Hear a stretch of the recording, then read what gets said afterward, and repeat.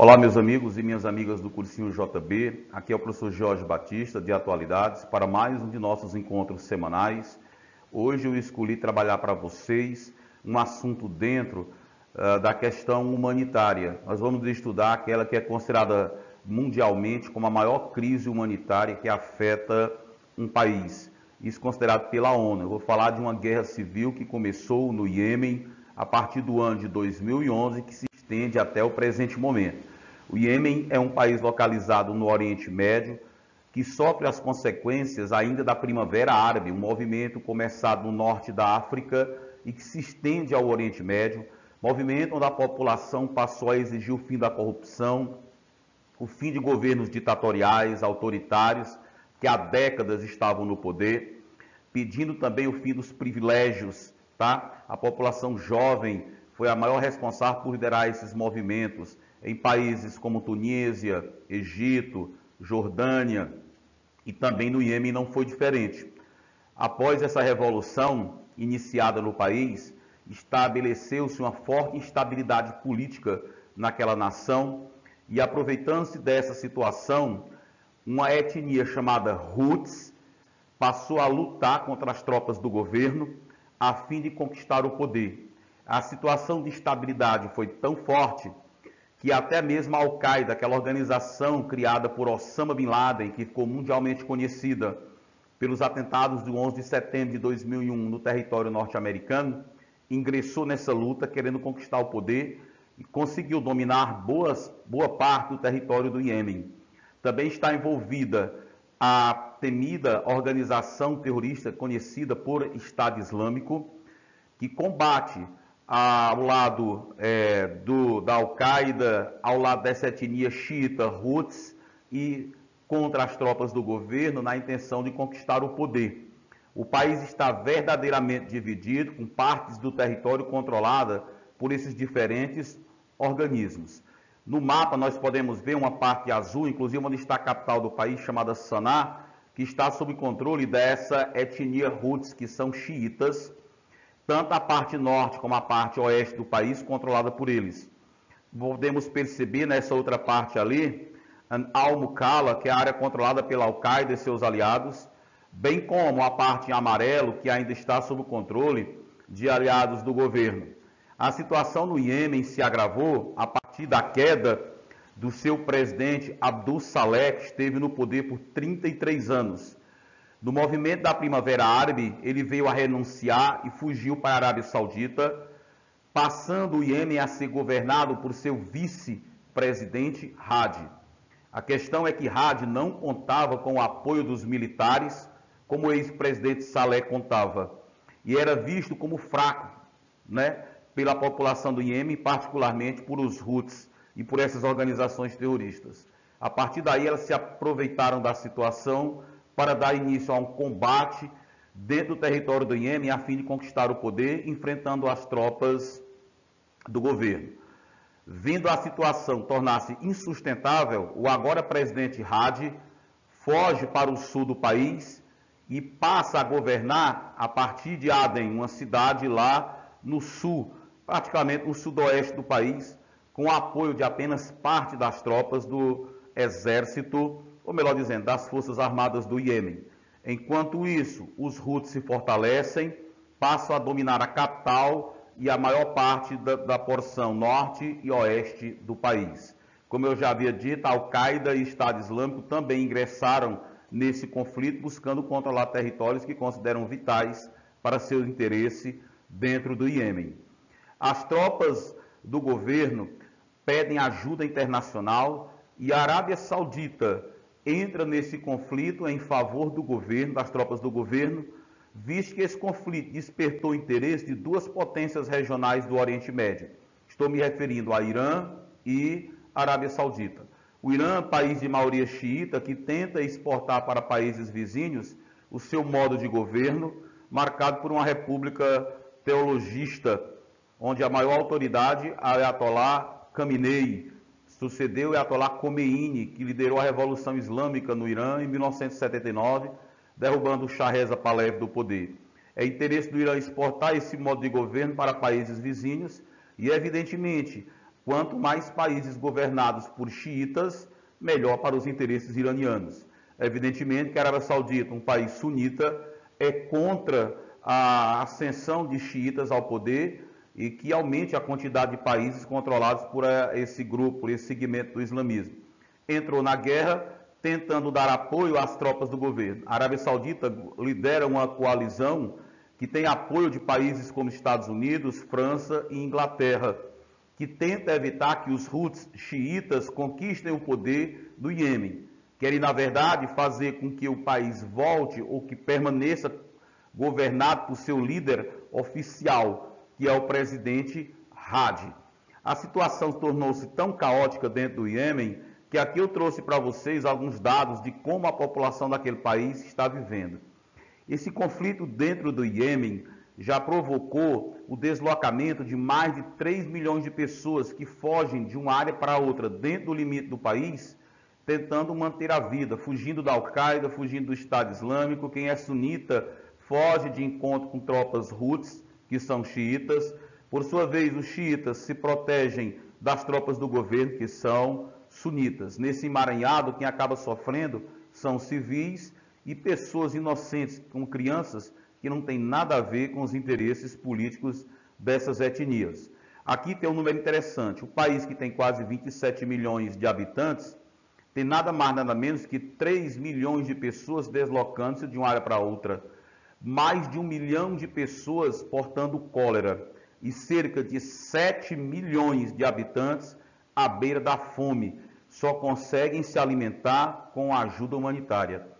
Essa ajuda humanitária estava chegando por meio de voos no vizinho de Djibouti, um país que fica no nordeste da África, ou então na Somália, onde aviões traziam mantimentos e procuravam atender a população que é vítima desse conflito. Todavia, por intercessão, por decisão da Arábia Saudita, essa rota foi proibida, fechada, e essa ajuda humanitária deixou de chegar até essa população do Iêmen, que se encontra numa situação de total miséria e pobreza, e aumentando cada vez mais o número de habitantes que se encontram nessas condições, como essa criança que você pode ver aí.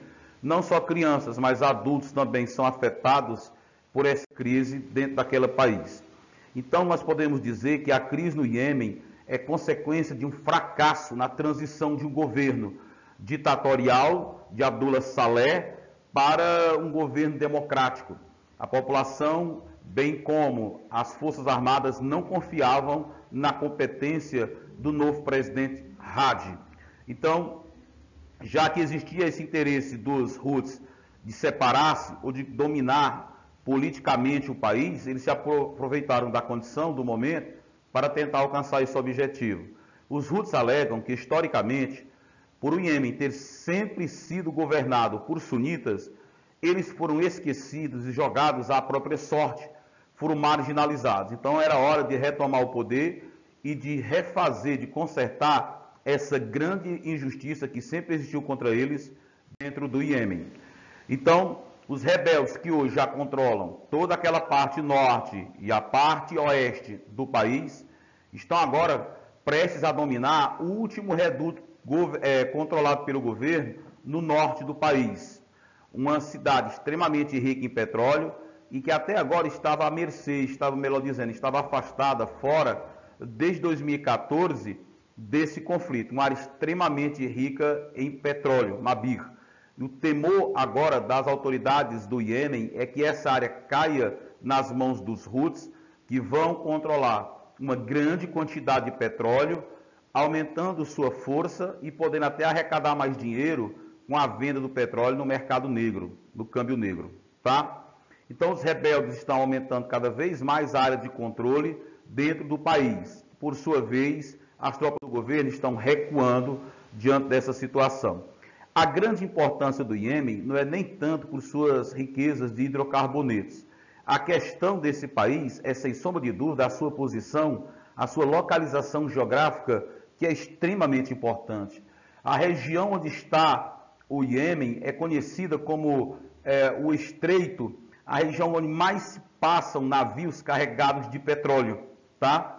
É uma região extremamente importante para os interesses das potências ocidentais, bem como das potências regionais como a Arábia Saudita e o Irã, que disputam a hegemonia militar, religiosa e política na região do Oriente Médio. É importante a localização do Iêmen porque é justamente numa posição entre o Mar Vermelho, tá, no Oriente Médio, e o Mar Mediterrâneo na Europa, nas proximidades do conhecido canal de Suez. Tá? Bem, o conflito foi agravado a partir de 2015, quando os Houthis se armaram, recebendo patrocínio do Irã e com a entrada dessas outras organizações, como o Estado Islâmico e a Al-Qaeda, junto àquele conflito. Esse conflito tem chamado muito mais atenção, não pela população do Iêmen, não necessariamente por os interesses Houthis ou pelo interesse do governo de recuperar o controle total da administração do país, da governança do país, mas muito mais pelo envolvimento dessas potências que travam um jogo de interesses políticos às custas de ceifar a vida de milhares de pessoas inocentes em várias áreas do Oriente Médio. Tá? A razão, sem dúvida, é a divisão entre a questão xiita e a questão sunita dentro do islamismo. Esse mapa nos dá uma possibilidade muito boa de analisarmos exatamente como o Iêmen fica numa área muito próxima a essas duas grandes potências regionais. Se não, vejamos. Nós temos aqui o mapa que mostra o Iraque, justamente entre o Irã e a Arábia Saudita, e mostra o Iêmen ao sul da Arábia Saudita, despertando o interesse maior dessa potência árabe de manter seus laços políticos com aquele país.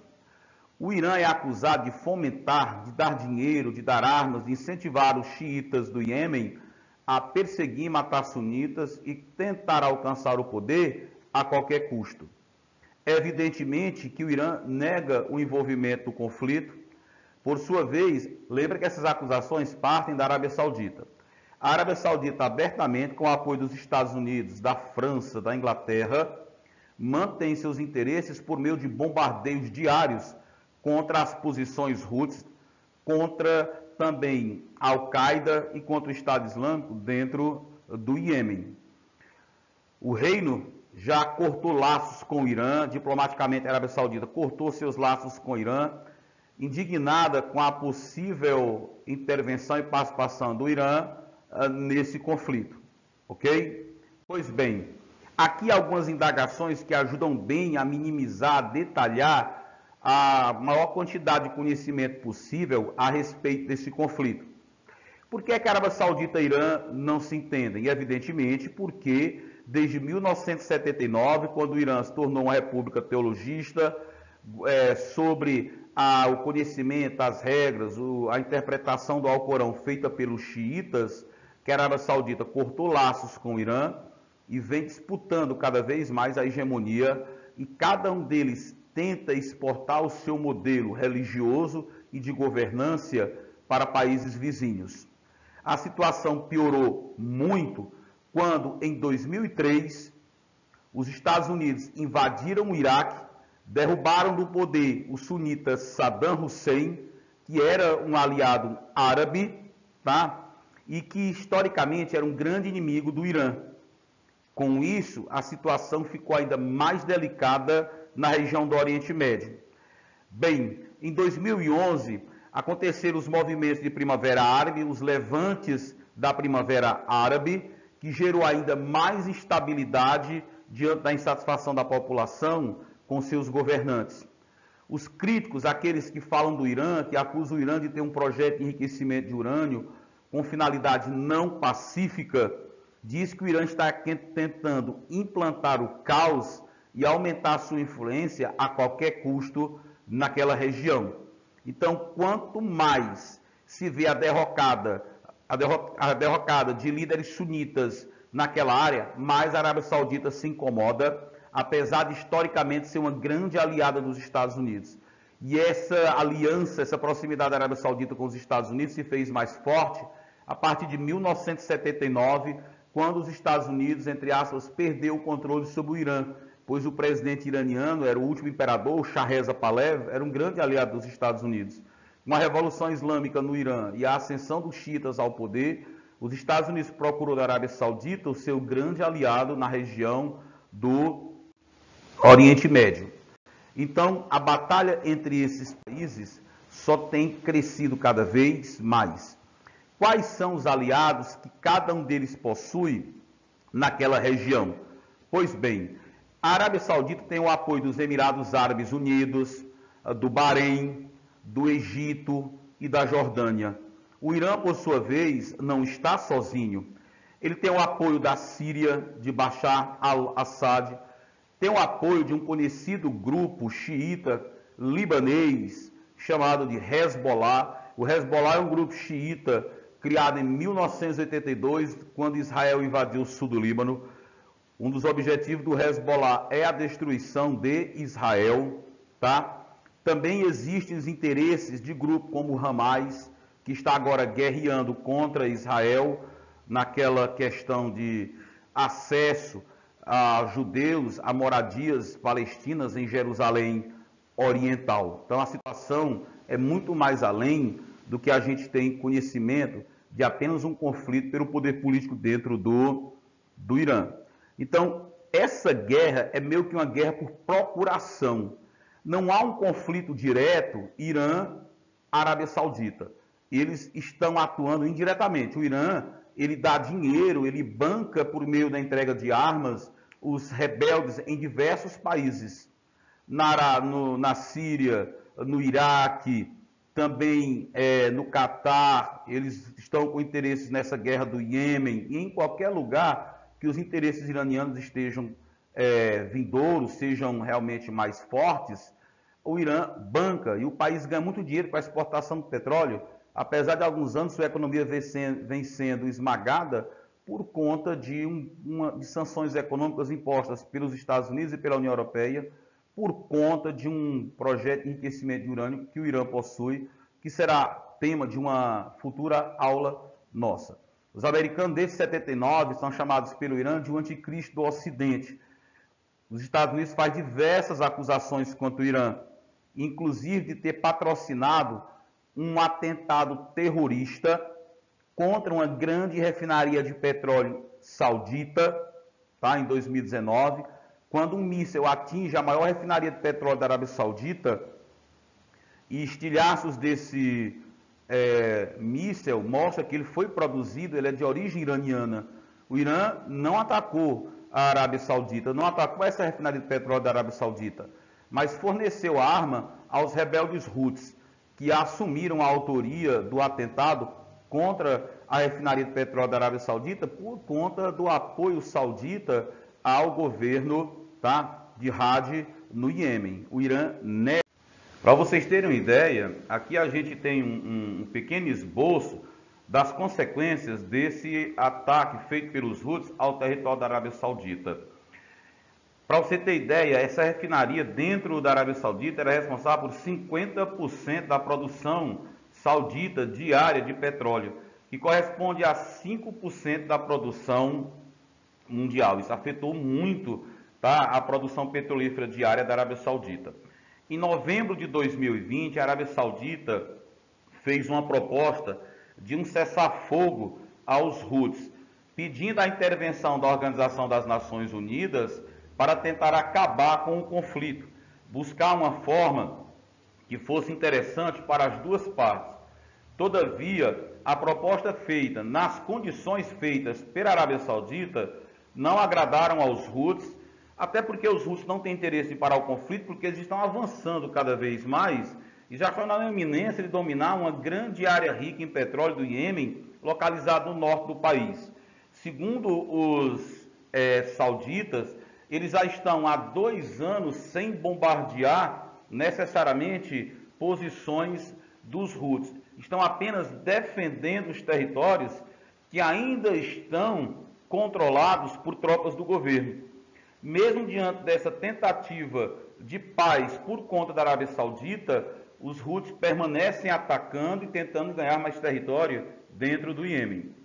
recém-possado como presidente dos Estados Unidos, Joe Biden anunciou agora que vai retirar, que já retirou, o apoio norte-americano à coalizão liderada pela Arábia Saudita.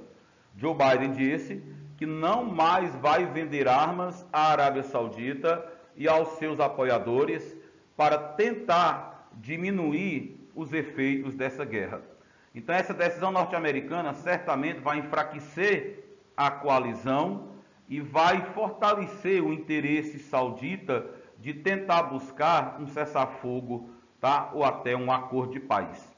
Ainda há água, muita água para rolar debaixo dessa ponte, mas já existe a possibilidade desse conflito que começou em 2013 vir a ter pelo menos um cessar-fogo, uma suspensão temporária de um conflito que já matou mais de 400 mil pessoas naquele país e que afeta mais de 7 milhões de pessoas que, se não receberem ajuda humanitária, simplesmente não têm o que comer nenhuma refeição diariamente.